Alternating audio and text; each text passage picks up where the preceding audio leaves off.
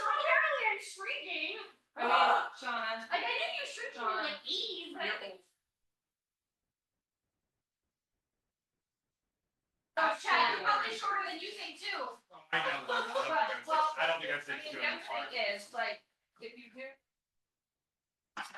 Nice trick.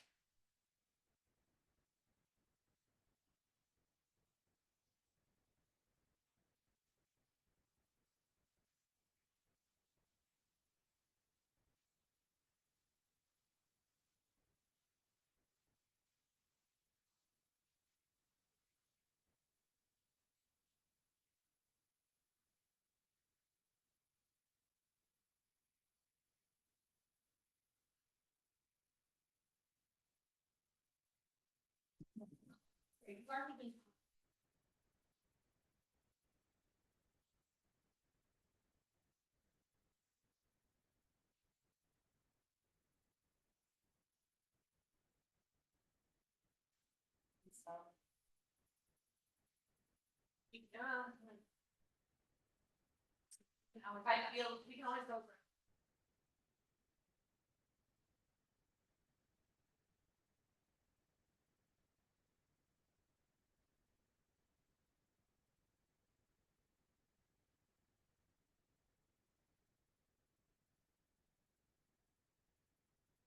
But the water pictures.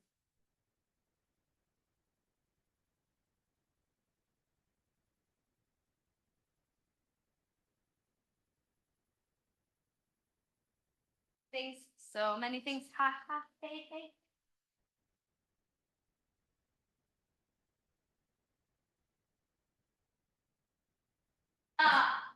Three red chairs or just two? One. I was like, I knew it was different than what I. No, I'm anticipating.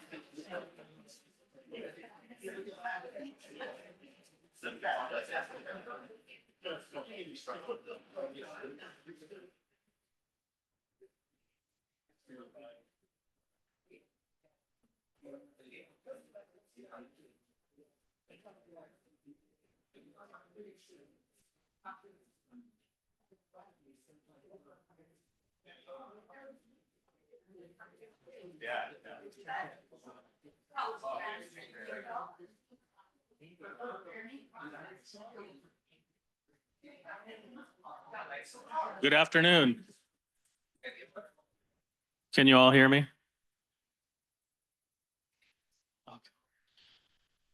Thank you all for being here at the second annual Emerging Scholars Symposium, which is an opportunity for Bayan and CTS students who are scholars as well to share their work and engage with our community.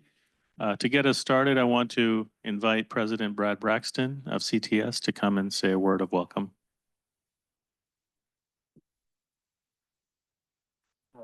I give you a hug, brother. Great to see you.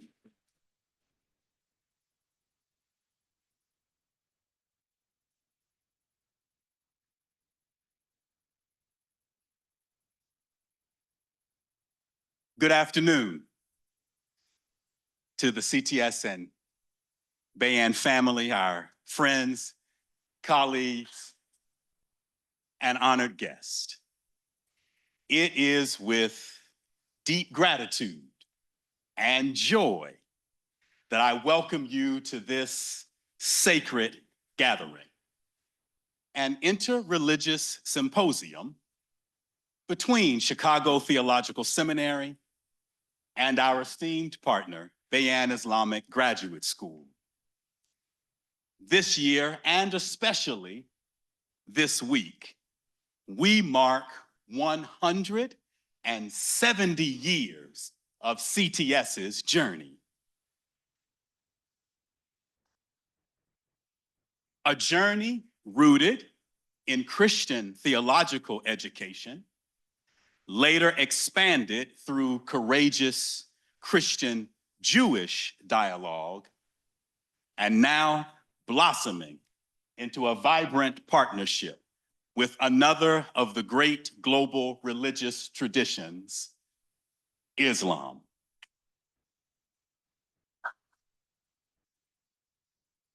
This is no small moment. It is a testament to what is possible when institutions dare to grow, when communities choose to listen, and when scholars commit not only to knowledge, but to wisdom.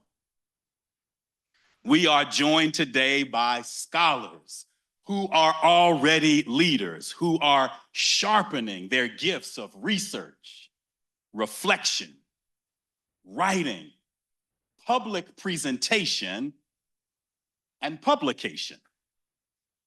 We are the better for their presence. We are the better for their insight. We are the better for their wisdom. As an African-informed scholar and leader, I have long cherished the pursuit of knowledge, but I believe the ultimate goal is wisdom. Wisdom that ushers in more love. Wisdom that does not merely illuminate the mind, but expands the heart.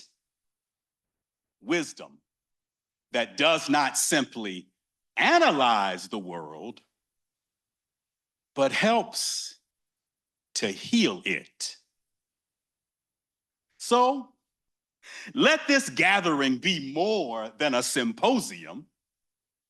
Let it be a sanctuary of shared learning, a wellspring of mutual respect and a beacon of interreligious hope. May our efforts today increase justice. May mercy deepen. And may the world be filled with more knowledge, more wisdom, and yes, more love.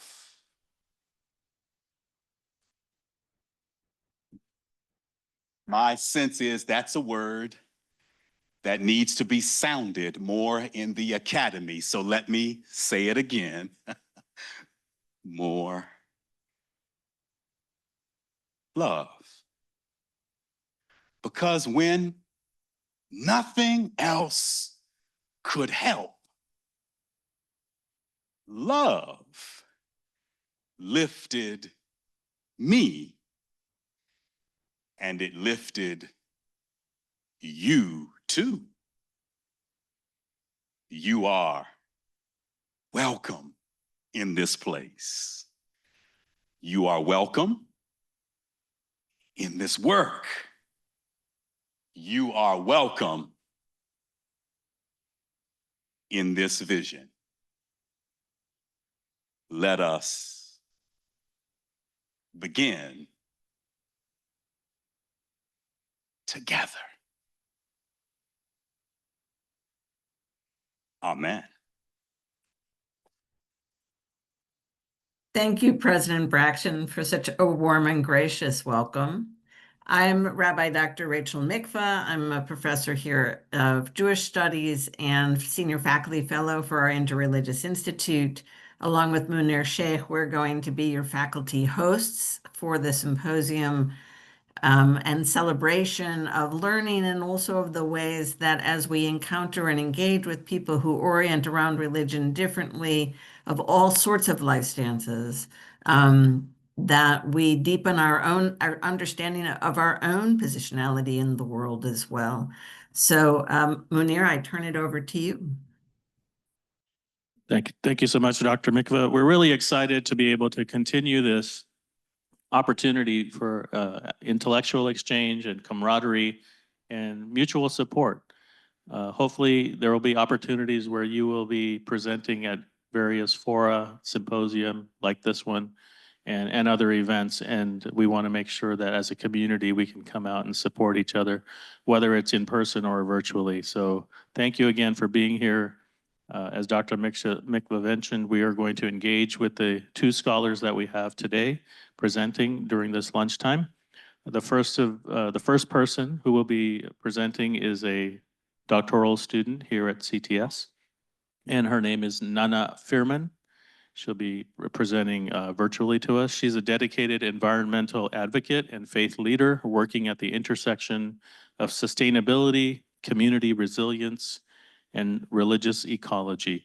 These are certainly areas or fields of inquiry that deserve more attention for many people, but certainly within the Muslim intellectual tradition.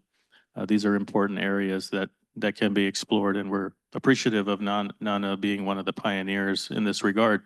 She has developed urban community gardens in Southern California and inspired American Muslim communities towards eco-friendly living, earning her appointment to the Islamic Society of North America's Green Committee. With a background in disaster recovery and climate resilience, Nana previously directed post-tsunami recovery efforts in Indonesia with the World Wildlife Fund and collaborated with Muslim scholars on climate resilience planning. She served for nearly a decade as Muslim Outreach Director and Senior Ambassador for Green Faith, an international grassroots organization dedicated to environmental and climate action. Nana views ecological degradation as both an environmental crisis and profound moral issue, particularly emphasizing its disproportionate impact on vulnerable communities in the global South. Currently, as I mentioned, she's pursuing a PhD in religion and ecology at CTS. She focuses on reviving Islamic environmental practices for contemporary application, Bridging Ancient Wisdom with Modern Sustainability Challenges through Collective Action and Environmental Justice. She will be speaking to us today on the subject of Muslim women and climate justice in the Global South. Phenomenal, bringing together of very important components and giving us a lens to understand issues that affect us all.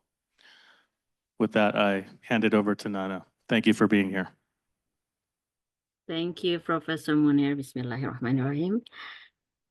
First of all, please allow me to greet everyone here with peace. Assalamu alaikum. Good afternoon. My name is Nana Firman, as mentioned, and I'm currently a doctoral student at CTS, and I'm also an alum of Bayan. And I would like to thank the committee for giving me this opportunity to share a theme which is near and dear to me at this second annual Emerging Scholar Symposium.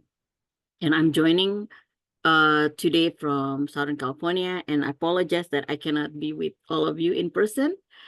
So now, please bear with me as I share my screen. Hold on. Okay.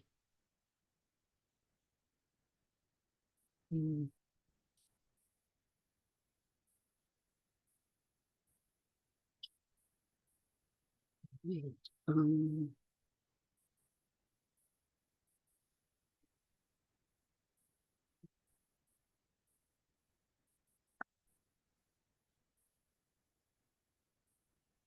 This presentation will explore how Muslim women in the Global South, or formerly colonized nations, are both disproportionately impacted by climate change and at the same time as vital leaders in ecological resilience. This session hopes to bridge gender, religion, and ecology through Islamic ethical and socio-political lenses. So let's begin. Imagine your home flooded, your crops burned, you face drought and water shortage, your harvest failed, and your air poisoned. For many communities in the Global South, this isn't a future scenario. It is their present reality. Think about what climate change means to you and what you already know about it, because there is no simple definition for climate change. However, for the purpose of this session, we will focus on inequity and injustice as the consequences of climate crisis, with a brief historical background. The roots of climate crisis lie in colonial exploitation. Resources extracted from the Global South built the infrastructure of the Global North. This history continues today through trade, debt, and environmental dumping that exploit the same lands and people. The wealth accumulated in the Global North was extracted from the labor and landscape of the Global South. So community in Indonesia, Kenya, Brazil experience daily environmental trauma. The Global South, despite barely contributing to the crisis, bears the ecological costs of industrial growth of the Global North, revealing climate change as a justice issue, not just a scientific one. And climate disaster intensify inequities, obviously, and extractive industries and weak governance worsen even local vulnerabilities. And as well, ecological degradation tied to the colonial and capitalist history. Muslim women in the Global South face the worst climate change due to pre-existing socio-economic inequities and cultural norms in regions such as Africa, South and Southeast Asia, and the Middle East. elevating Muslim women's voices is crucial for effective climate action. Gender-responsive policies, equitable resource access, and amplifying women's leadership are essential to addressing this intertwined crisis. According to the UN Commission on the Status of Women, women make up more than 70% of people living in poverty. Women's vulnerability is not biological, but structural, rooted in unequal access to land, education, and decision-making. And the feminization of poverty compounds their exposure to climate impacts. So we can see that in many societies in the global north, women depend heavily on natural resources for food, fuel, and water. Also, social roles make them first responders in any crisis. And then also, like, coping with ecological crisis falls on women who holds most of the time household together. So women in the global south address climate-related issues by focusing on holistic community engagement. On the historical roots, like the economic growth driven by profit and consumption often ignores women's labor and ecological wisdom. Sustainable futures requires rebalancing all three pillars, the economic, social, as well as environment. So as we can see that what is called progress or modern progress, often built on extractive industries and male-dominated economies. And economic models neglect social and environmental equity. And gender equity is the missing link on this for sustainable development. So when we see from the faith lens, especially like in this case, from Islam in ecological balance, I'm highlighting this verse in the Holy Quran, which is highlighting that corruption, which is fasad, has happened in the land and the sea, where human, the one who contributed on those destruction, on the corruptions. So then they may taste the consequences of their actions. So ecological imbalance actually mirrors the moral imbalance as well. And the key words as part of the Islamic ecological notes is the words, the terms such as stewardship or khalifa and trust or amana, which is very central to the Islamic ethics on ecology, as well as about balance or mizan, and human accountability to creator and to creations, as we can reflect on this verse. And Muslim women are increasingly now prominent in climate justice activism in the global south. It's just starting changing in the last 10 years, grounding their work in the Islamic teaching of ecological balance and advocating for vulnerable communities disproportionately affected by climate change.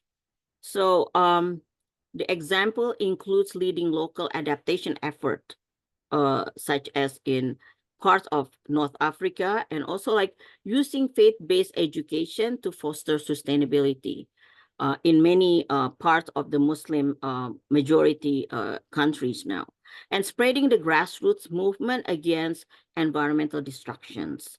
So their activism highlights the intersection of gender, faith, and climate vulnerability, emphasizing structural transformation and empowering marginalized groups. In terms of leadership, even though as we see in the data of the UN women that in the last 20 years, the women in parliament has nearly doubled, but you know, like it's still like 22% of women in parliament, like if we go across the board globally. And this actually impacting how we handle climate issues, because leadership exclusion is systemic, both like, you know, like justice-oriented policy, it's not there. It's impossible for women perspective to be included because as I can show in the next picture, so this is COP 26 in Glasgow in 2021, which is very stark. This is the first time I was presenting about women in the global south, because they're never represented in the global fora. And as we can see here, we can see like less than 10 women leaders. These are the world leaders that attended the COP 26 in Glasgow in 2021, and we saw it's only like less than 10 women, and they're not even from the global south. So how can we actually bring the women voices or concern on this fora, in this space, whereas they're actually the one who bear the brunt of the consequences, as I mentioned earlier. So the persistence of gender imbalance is also affecting in global policy, global climate policy. And also like media rarely features women faith leaders or the global south activists in many of this discussion, whereas they're the one who's actually experiencing the worst. And so like in many cases, the negotiation just, you know, like produce like weaker solution. And we actually, this year is going to be COP 30 in Brazil. So that means already 30 years, the world leaders talking about climate change without very significant solution. And as we see everywhere, it's getting worse, not better. So why are we, you know, like talking about women participation? So maybe this claim may sound unnecessary if we live in Chicago or in the US, but in much of the global south, women's visibility in public life is still contested. And structural patriarchy, for example, or colonial legal remnants, and sometimes religious gatekeeping also constrain women participation, and making this call about, you know, both contextual and also urgent. And in many Muslim majority countries, public participation is still, you know, often restricted either by law, by culture, or even like the religious authority. So there's a barrier, like there's a patriarchal interpretation, or even like modesty norms, or just lack of mobility. Most women also have lack of mobility. And this is the according to Interparliamentary Union report in 2024, women hold only 15% of seats in the MENA region parliaments. The MENA is Middle East and North Africa region. So it's still like very small number to have a women's voice in the parliament when decision making is taking place. So we can see here, women are disproportionately affected by climate change and are often excluded from decision making. And women leadership and equal participation are critical for achieving climate justice. So what happens when women are absent from the public conversation? If women are not part of the decision making, or climate policy neglects community needs, then such as water access, food security, caregiving burdens for like elderly, which is, you know, like also experiencing the bear the brunt of this consequences of climate crisis. So this is underlining that women are indispensable to sustainability because they manage resources daily. So exclusion of them is going to distort policy and priorities and resources distribution. And also, if they're absent, then ecological and local knowledge is also not heard or often could disappear. And undermining this resilience and innovation is not, you know, like I think this is like undermining if we have absence of women in the space. So centering Muslim women voices in climate justice is very important. And after understanding why women are excluded, we can now move toward recognizing agency. Muslim women's eco-activism reframes public life, integrating spirituality with ecological responsibility. So we like shifting the empowerment to recognition, and also as faith activism, like in here, you know, like it's equal to moral legitimacy and community trust. So we need both. And also like many women now in the global south already involved in the grassroots eco initiatives.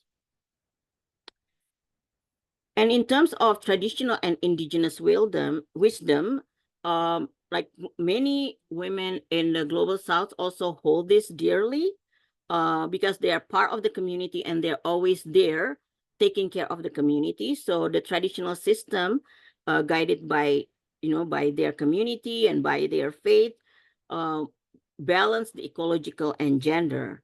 So reviving this knowledge will restore relational ethics lost in the, you know, modern industrial complex modernity, that sometimes we forget about our own indigenous wisdoms.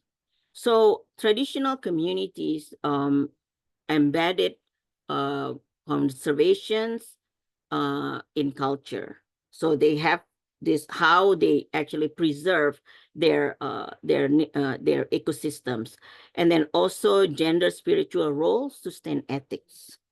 And then modern sustainability must learn from indigenous practices as well. So it's like, you know, now it's getting this conversation, how to learn, how to include the indigenous knowledge in terms of caring for the environment or managing the environment. So it's not just merely scientific, but also we need wisdoms. And many women in this part of the world carry that with them. So they are the agents of change. So how do we frame this in the environmental care as a devotion, linking the sacred with the sustainability? So their work translates spiritual conviction into social reform. So this intersection between faith and action in terms of practice of caring for the environment is also caring for their communities. And this is embedded dearly within their you know, spirituality of the women in this part of the world. So we started to see a lot of these women involved in this issue as activists, because they see activists is not just action, but it's part of ibadah or worship, and also it's service to the community. And also like their motivation is hope, care, and also it's part of Tawheed. As Muslims, it's about the God God, oneness of God, God unity. And now there's, like a lot of women in the global south, even like here in North America, started to kind of like be the trailblazer of this movement. And I just put like some of the names that I don't have space to put all of them, but these are some of the names. And one of them is Kori Majid, which is who is the Bayan alum also. So these women started to engage with their communities on different levels, not just like local or regional or national, but they also like involved in the global platform. So it is important for Muslim women leadership in the climate action, because investing in women as a change agent and first responders to climate crisis is always going to benefit a larger society. Oops, okay. So back in COP 26, this is like when WWF actually made this statement that faith reorients humanity to live in harmony with nature. So this is a very stark statement, because when I was working in WWF, we were very how should I say it? It's like very purely science.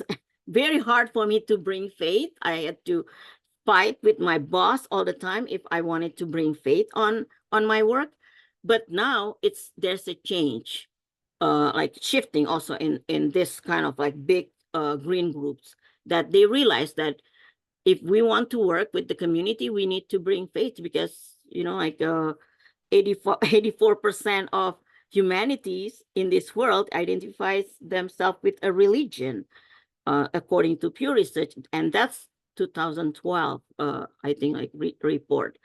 So because also like faith can mobilize more power for sustainability, and as well as these ethical principles such as love, as Dr. Braxton mentioned, moderation and service.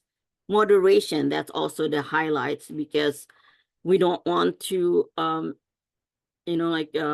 having this excessive, that is what happened like as the consequences of climate change, because of the excessive economic system, as well as lifestyle in terms of individual or community. And of course, like, I will bring this about hadith, like, in the Islamic tradition, there's many hadith and many verses in the Holy Quran related to nature and ecology. But I just love this one, this hadith about if you plant a tree and any creatures benefit or eat from it, then it's considered charity. So this everyday ecological acts is a spiritual merit. And then care for creation is the expression of gratitude. And women transmit values also to next generation. So when women are it's part of this, and they're like, leading the change, then the next generation will also benefit from that. So how do we talk about these three things about social, economic, and environment? Building sustainability without addressing gender is a self-defeating, and equity must be central and not peripheral to the environmental agendas or the climate actions. So economic, social, and environmental are all interdependent, and also like gender equity. If we're missing in all these three issues, these three pillars, then we have problems. So we need to make sure that gender equity is included in this each pillars. And because if we neglect social and gender factors, it's going to lead to growth that is just segmental, not, like not holistic. So we need to emphasize that these three pillars, social, economic, and environment, always have a gender equity included on that. And the easiest practice that I've seen thus far is about environmental consciousness and consumption, because in many in this region, women are the one who's as the one that make decision in terms of consumption, like household consumption. So when they're included on this and they can make the better decision, then we will have a change significantly within the community. And because that shaped the sustainability, but then they're not really involved, getting involved in the green economy, like employment or workforce, so it's the green economy, like workforce, are still a lot of male dominated, employment. So so this is like one of the things that we want to kind of also pursue and kind of push to have like women included in the green economic employment and system, because beyond the consumption, we also want women to be ownership and leadership, to have leadership, because like I said, they're the one who's like make decision in terms of consumption. And also if they understand sustainable products, then it's even better, because then they can make a better decision. And again, like, underrepresented in the green jobs or green economy sectors. So and then another thing that I found out from this research is women typically reinvest up to 50% or more of their earnings to their own community compared to men, which is, like, this is a very significant, because they always like in this society, women are the one who always concerned about what is the future for their children. So it's like they're always concerned about the community. But then we have challenge, of course, the systemic and structural challenge, which is, like the structural injustice, not nature, keep women vulnerable. Because of that, it's systemic. And then climate solution must dismantle this patriarchal and neocolonial system that sustain ecological harm. So we need to kind of shifting the system also. So gender, like gender stereotypes and lack of land ownership, for example, for women, has to be dealt with. And then exploitation by corporation, be it exploitation to the nature as well as to the human. And of course, this colonial legacy is still perpetuate inequality, like, in across the board. And I'm almost done here. So this is the intersectionality that, like that I wanted to explore more about gender, faith, and justice.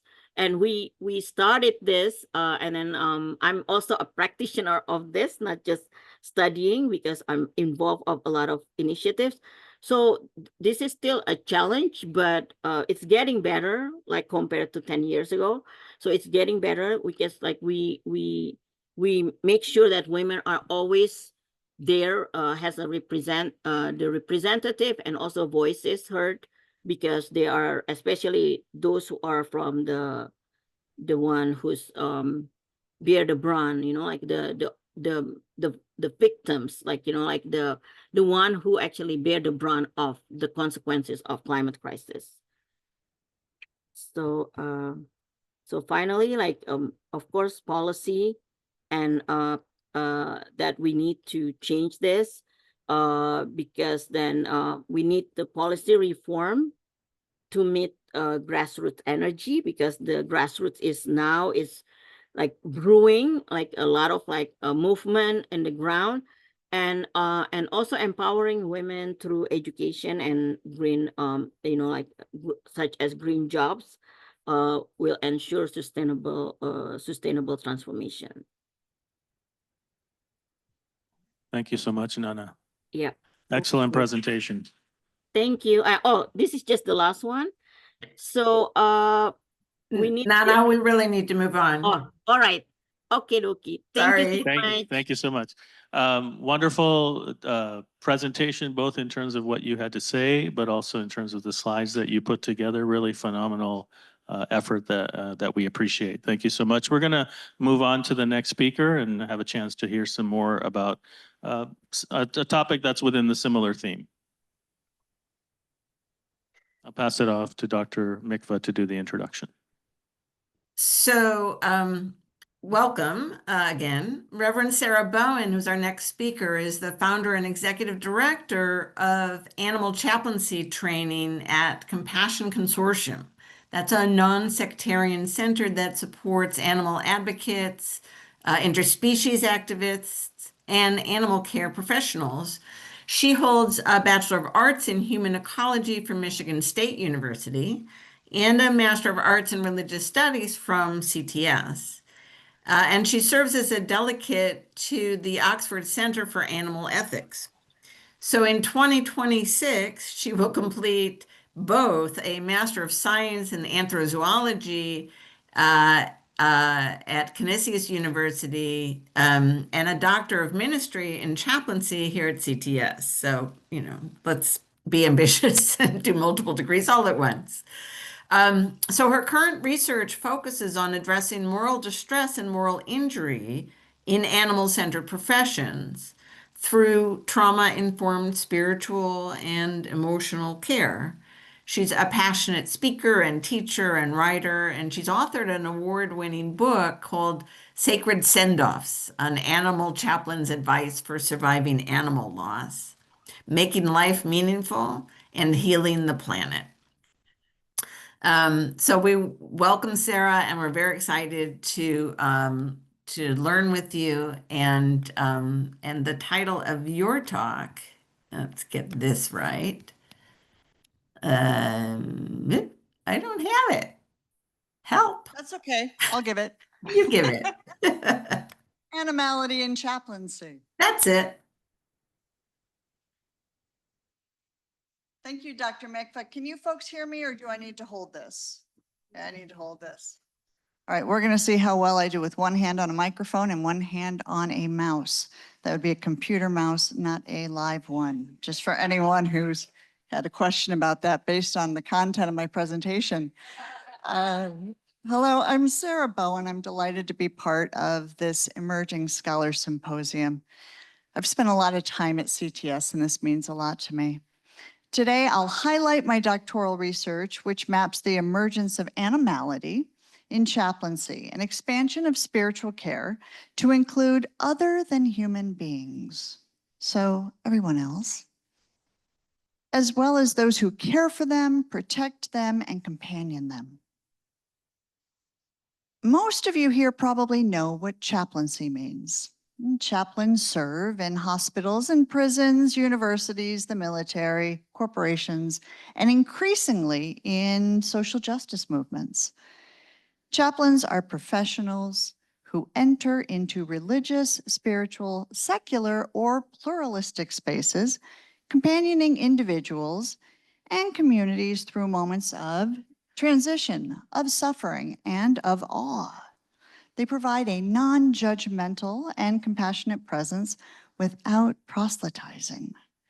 Yet, despite the many, many contexts, there are chaplains even at NASCAR, chaplaincy remains highly anthropocentric, humans helping humans.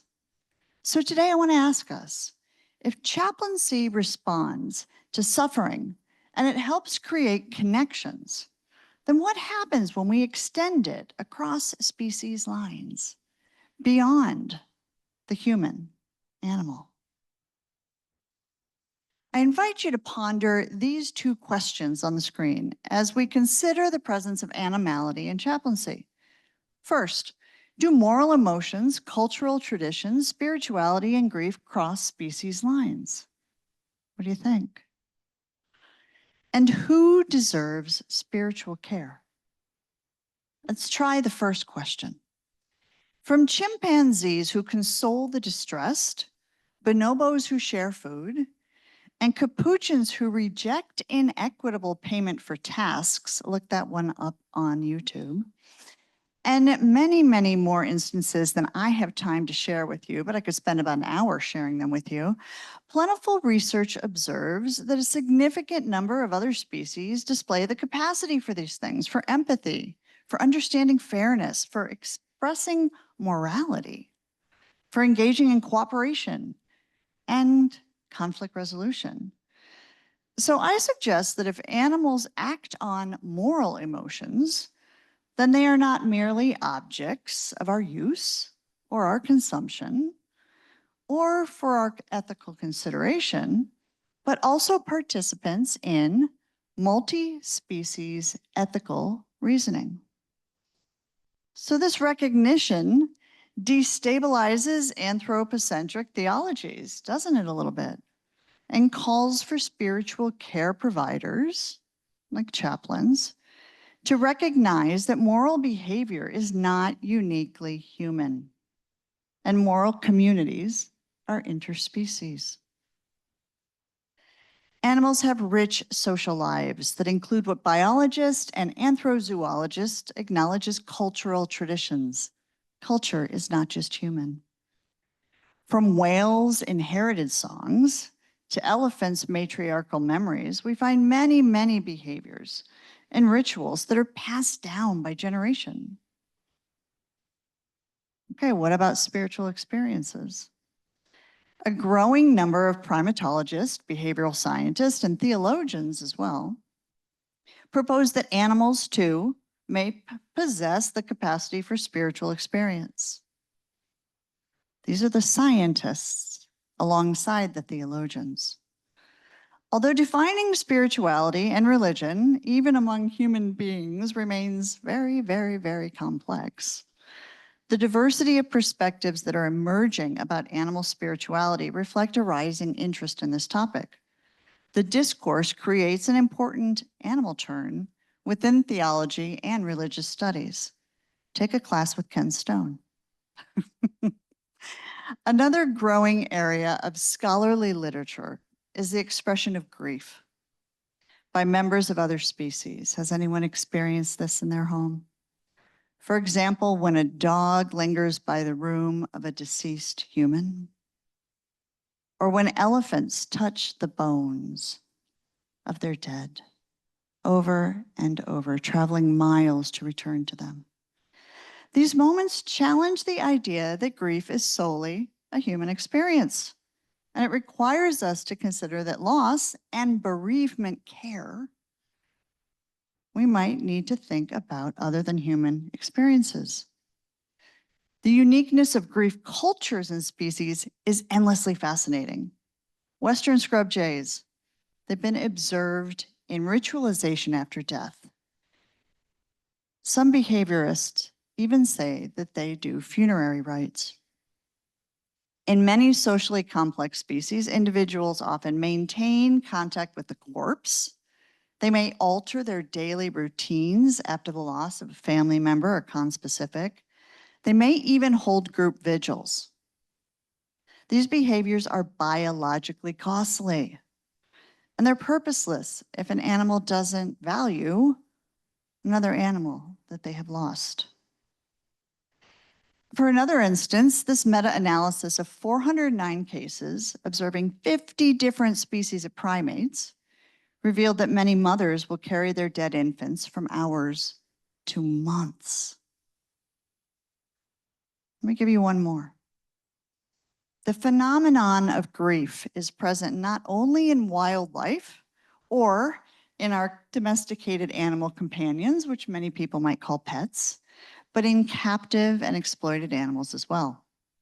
For example, in one study published in Applied Animal Behavior Science, cows used to make dairy products showed elevated heart rates, intense vocalizing, and searching behavior after the permanent removal of their calves so that they could make milk for humans. The playback test confirmed that cows recognize their calves' calls during the separation. Grief during parent-offspring separation or the disruption of animal families by humans has been documented in many, many species. So, if empathy and moral regard and spirituality and grief are relational experiences, then they need not be confined to humans. Are you buying it? Across species, we see evidence of animals soothing each other, from elephants that comfort each other, a distressed herd member, to even rats and chimpanzees who will groom their companions who are in pain. Animals sometimes even cross species lines to help the member of another species. Your Instagram is probably full of this. Domestic and sanctuary animals often seek and respond to human assurance. Okay, you've probably seen that in your homes, if you've ever been to a farmed animal sanctuary. Their heart rates and their cortisol levels will drop when they receive calm human touch. So recognizing the shared capacity that animals are not only recipients of compassionate care, but could they also be participants in care? Let's move to the second question. Who deserves spiritual care? Humans? Or can we go a little wider? Interspecies chaplaincy is, in its most inclusive expression, acknowledging these relational aspects and suggest that all species are deserving of care. I believe Roxy is putting this link to this article from Religion News Service about our work in the chat. If not, there's a link there. Grab your phone. So, intersecting insights from the fields of theologians that focus on animal theology, ecofeminist, decolonial, and liberation perspectives can make the case for interspecies care even stronger. I could use another half hour for this slide, but we'll move on. So within my research, I advanced two foundational concepts for this field. First, when we look across world religions, we find vast teachings about animals, their value, their moral status, and even whether they possess souls. Some traditions emphasize stewardship, others kinship, others sacred reciprocity, some dominion. Every tradition, however, includes some sort of articulation of creaturely compassion, creaturely connection, and ethical guidance about how humans should treat other beings. Second, interspecies chaplaincy does not try to resolve the doctrinal differences in what I just said in point number one. We don't try to resolve what religions think about the value of animals. Instead, very importantly, we transcend the belief debates by focusing on embodied care. Chaplains show up where suffering occurs regardless of the theological beliefs of the people we show up for. And perhaps I might say, the spiritual beliefs of the animals we show up for too. So we can be less concerned about what someone believes about animals, although sometimes I am concerned in the back of my head. But we can be more concerned about how we respond when any creature, human, or other than human, is in distress. This approach mirrors what people chaplains show up for too in hospitals, in prisons, in universities, in social justice movements, the military, all sorts of other contexts. So applied beyond the human, chaplaincy becomes a bridge where compassion is the doctrine and presence is the praxis. Admittedly, this can be very messy. Chaplaincy education, peer support, supervision help interspecies chaplaincies navigate moments of theological or ethical tension within practitioners, and there are many. Okay, so what about the research I'm doing here? Because the field of animal chaplaincy has yet to be mapped, we're emerging, we have not been mapped yet. My research project takes a closer look at what interspecies chaplaincy looks like in practice, how it's taught, how it's funded, how it's lived by those who are already out there doing the work. By listening to educators and practitioners, and by observing the challenges of my own animal chaplaincy students, I'm mapping not just what exists, but where the most dynamic and the most moving expressions of the work are happening. The emerging patterns, the shared tensions, and creative practices so that our field can grow sustainably. I've already found that interspecies chaplaincy can emerge or can be conceived in anywhere humans and animals interact.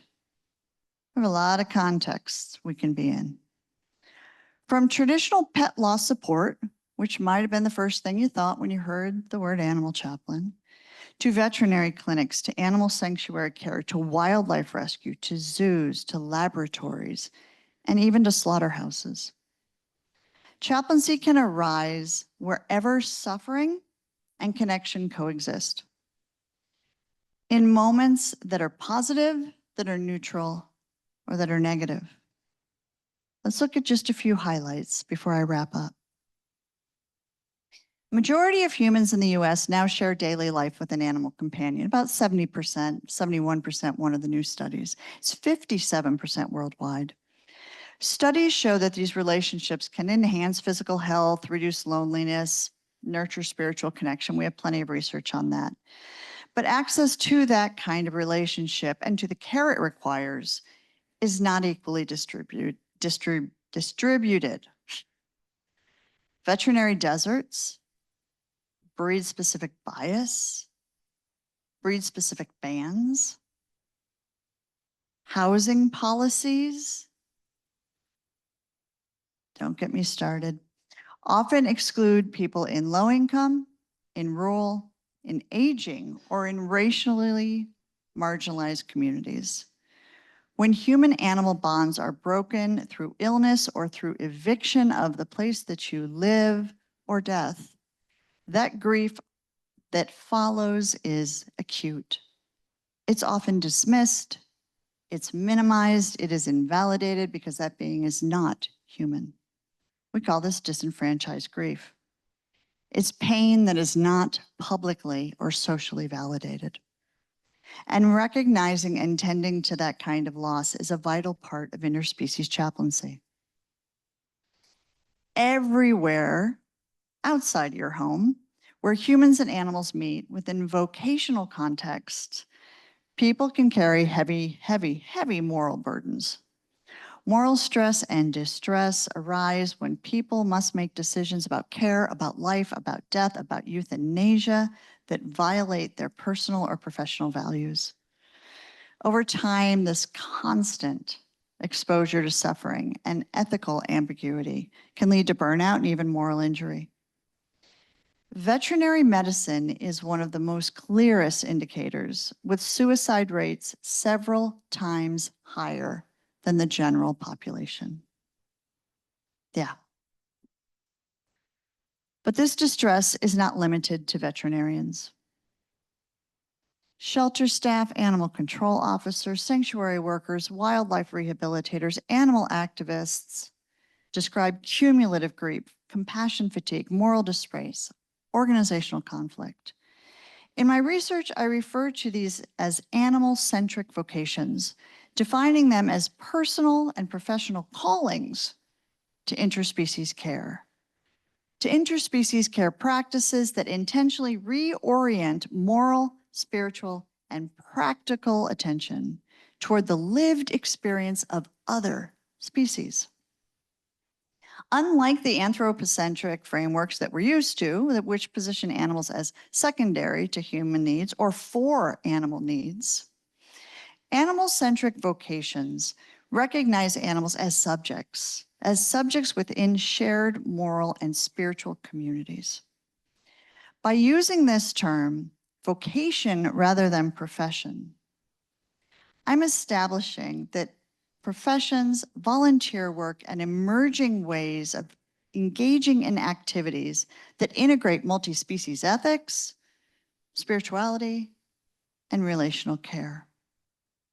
Strains to humans and animal well-being appear in nearly every vocation that centers animals and habitats. Whether it's clinical, it's protection, it's care-specific work.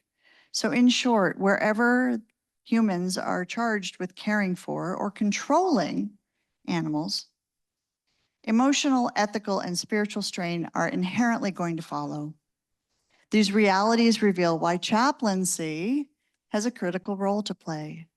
Animal chaplains can hold space for compassionate listening, validating the experiences, and tending to unavoidable loss through rituals. One more.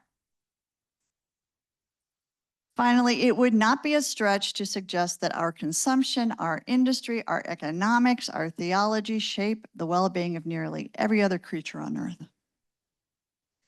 Therefore, eco-anxiety and ecological grief and solastalgia have cross-species impacts. Recognizing the shared vulnerability reframes chaplaincy as a ministry of multi-species, ecological, and social justice. Environmental degradation, climate collapse, animal exploitation fall hardest on communities who are already marginalized. Nana's presentation gave us great detail on that. By race, by class, and by colonial history. And on the animals who share those environments alongside those people. Further, animals who are viewed as having a commercial value to humans will likely find themselves receiving most of the suffering, as opposed to those who are valued for companionship in our homes. Many inclusive animal chaplains recognize this grief as sacred rather than sentimental or radical or catastrophizing. There are a few challenges for our field, as you might suggest or be aware of. Let me give you 4. First, the field is still defining itself. Pet chaplain, veterinary chaplain, animal chaplain, interspecies chaplain, and animal-assisted chaplaincy, and there are actually a few chaplains who are dogs. There are. Think about animal-assisted therapy. We have a lot of research that says your connection with animals matters. The language we use is evolving organically, which invites creativity, also creates confusion, and just created a little laughter. These emerging terms carry ethical tensions. For instance, many early entrants into pet chaplaincy focus primarily on supporting people with the loss of animal companions. While my research is still in process, initial findings suggest that pet chaplains often do not engage in the more inclusive forms of chaplaincy that I've been talking to you about. Similarly, veterinary chaplains may not always be aware of the moral or emotional complexities faced by those working in other contexts, such as in farmed animal sanctuaries or advocacy roles. On the other hand, they may be really acutely aware of the challenges within veterinary contexts, like the veterinary suicide rates I just mentioned. One goal of my research is to help clarify and to stabilize this nomenclature, reducing confusion and identifying the educational frameworks that are needed to prepare chaplains for effective, context-specific care that takes into the consideration the needs of humans and other species. Because the field is new, various types of interspecies chaplaincy are often questioned as real chaplaincy. Did anyone have that thought walking into this presentation today? There's little published literature, and central accrediting bodies are slow to recognize our subfield. It's happening, but slow to recognize.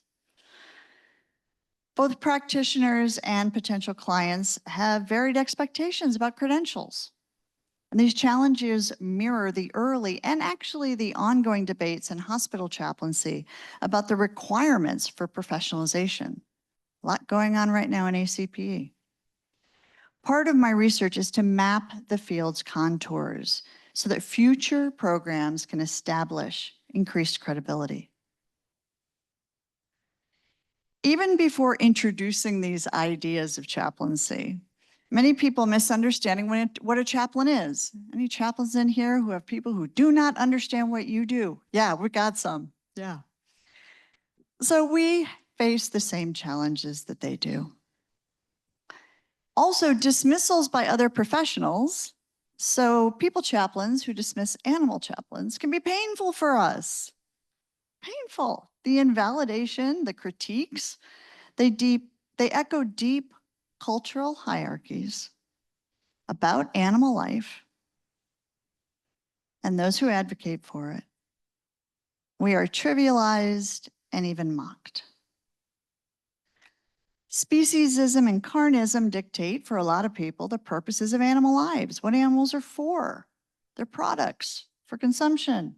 They're not subjects with their own lives and needs and preferences and all the things I told you about early on. And finally, the myth of compassion, scarcity, as I call it, that compassion needs to be rationed, that for some reason we need to take care of human issues first before we address animal issues, rather than understand that they are entangled and life is interdependent. Naming these dynamics is itself a pastoral act. It helps interspecies stand firm in their callings, which for many come from a divine source. Finally, interspecies chaplains operate within complex religious and secular spaces. Many religious adherents and clergy question the theological basis for care. Why should you be caring about animals? Some scientists distrust religious language. You ever come across that? A trauma-informed and pluralistic approach, as modeled by many interspecies chaplains in veterinary and activist settings, for example, helps bridge that gap.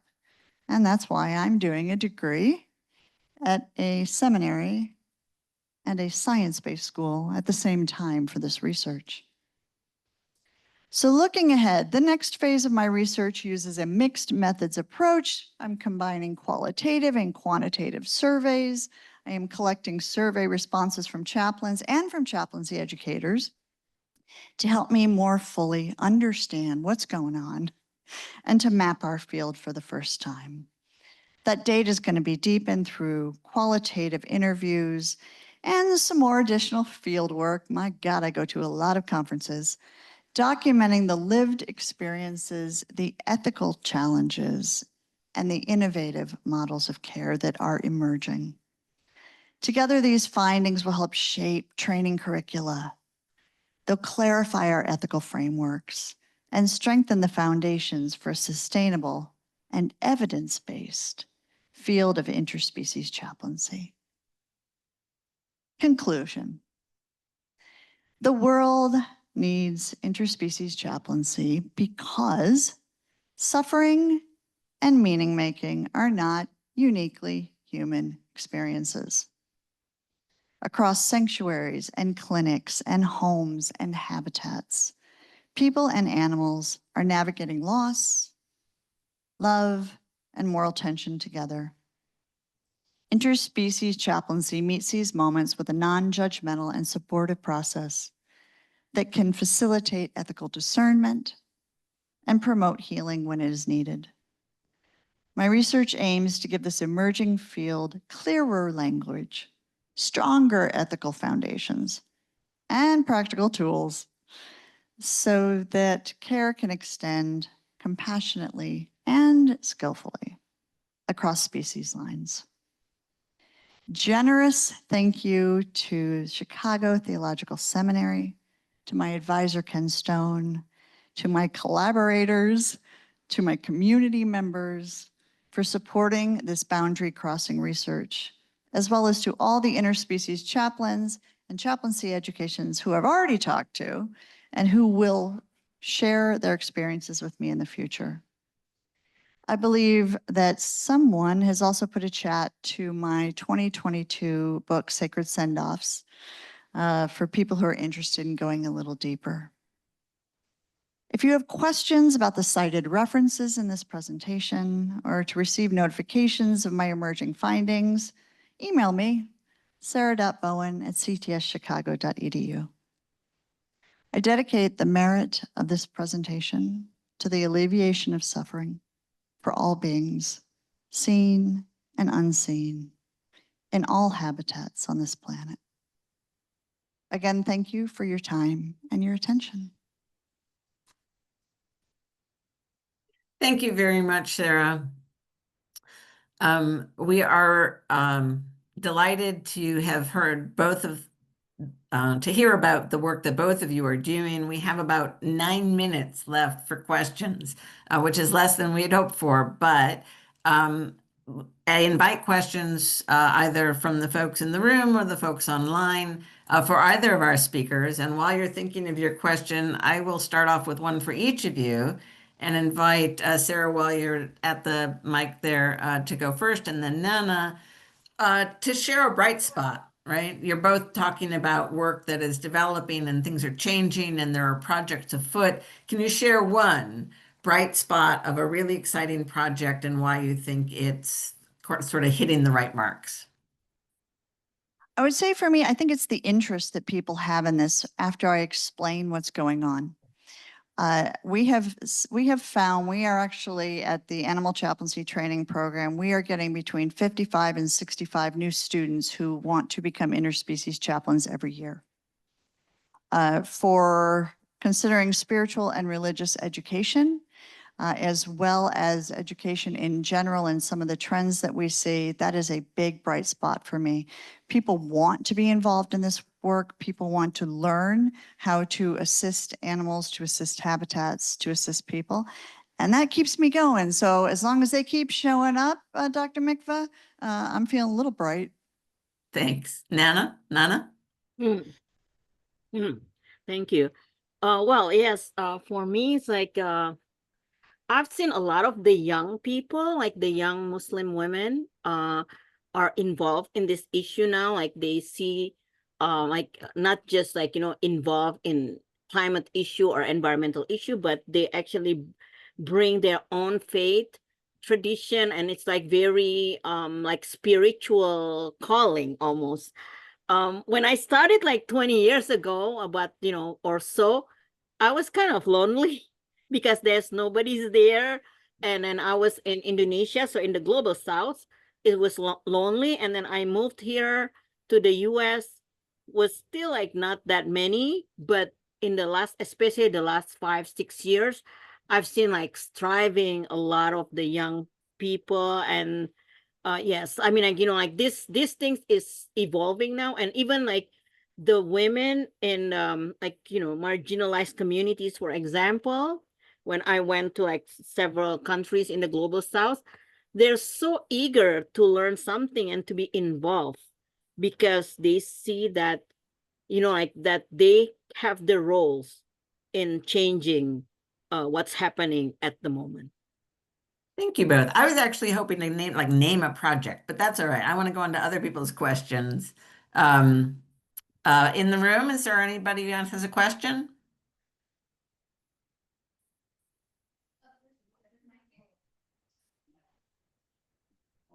We've got one here, Dr. Mikva. It's coming on over.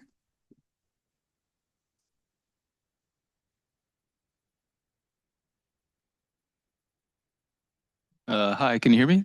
Yes. Yes.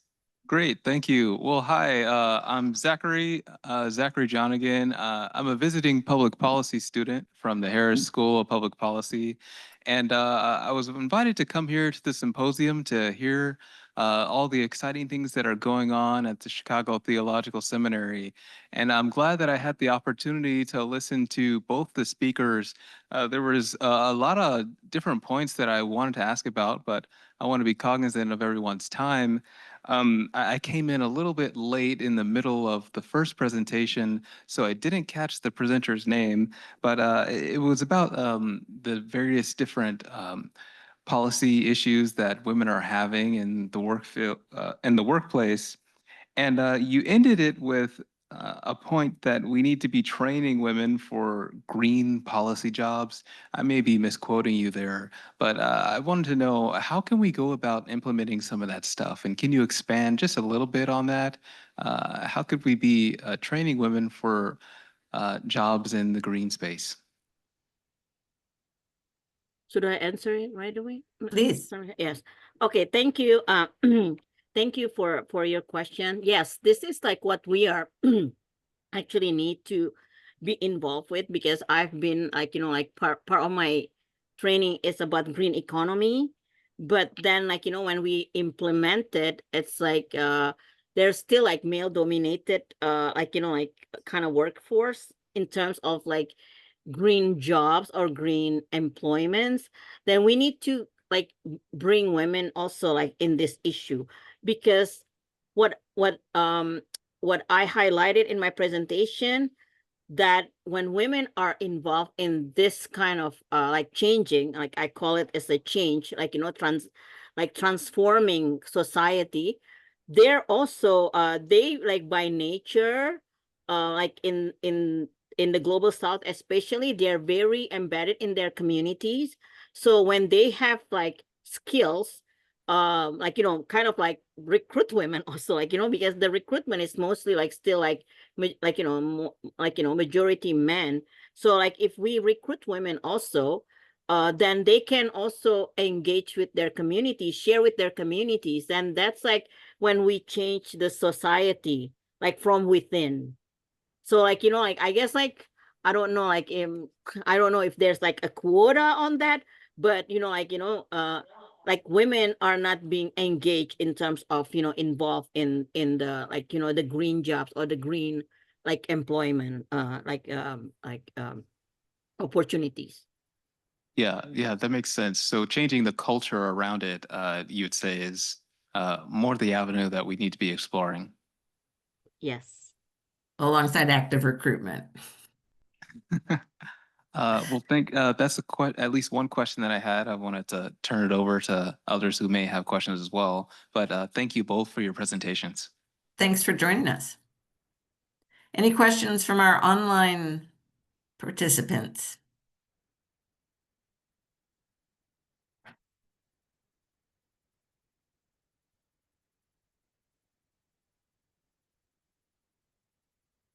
Doesn't We look, must have explained ourselves quite well, Nana.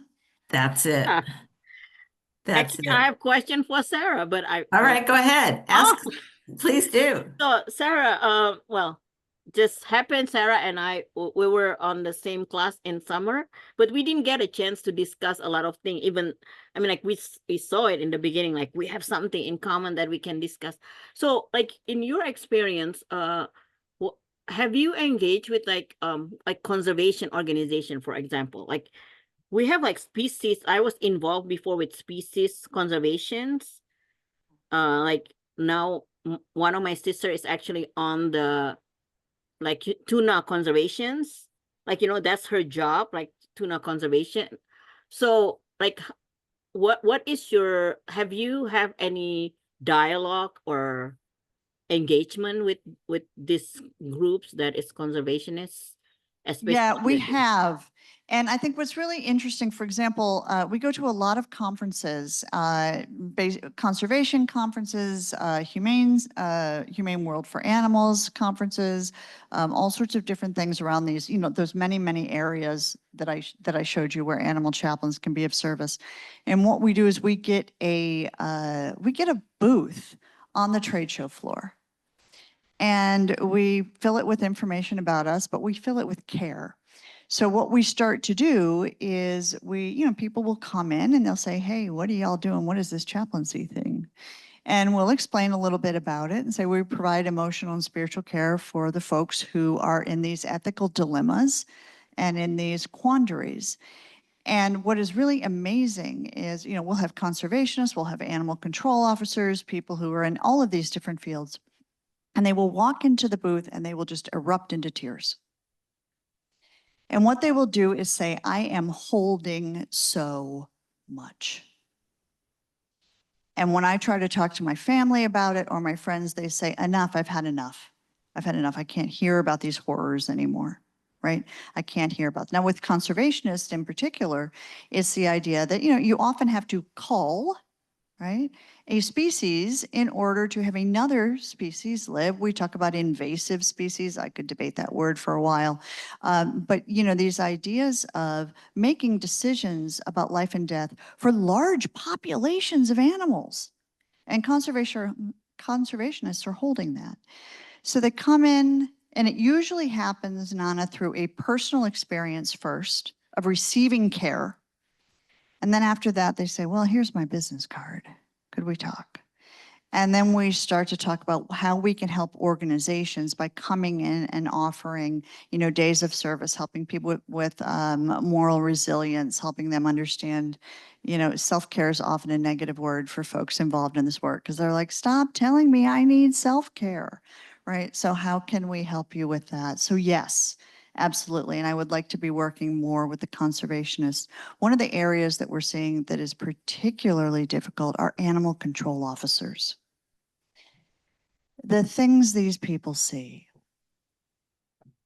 the shared human and animal suffering in homes that are dealing with violence, with poverty, with hoarding, with fighting rings, with some things I don't want to say aloud right now, but you just use your imagination.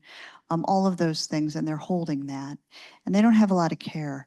And what's interesting is animal control officers come off of the, come off of the police force.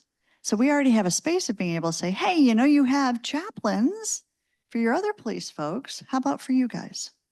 Can we talk to you about that? So I think that the potential and the possibility, just Nana, you and I are loquacious, so we could keep going on like this forever.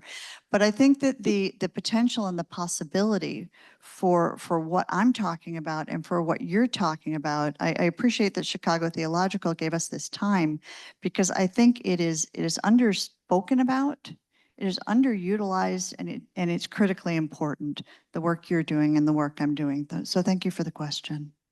Yeah, deeply Thank you respectful. both so much. We are out of time. Munir, do you want to close us out? Thank you all for some remarkable presentations. I think you really did an excellent job, both of you, of modeling what it is like to develop your ideas and your interests and pursue it with an academic rigor, but also a very compassion-centered approach.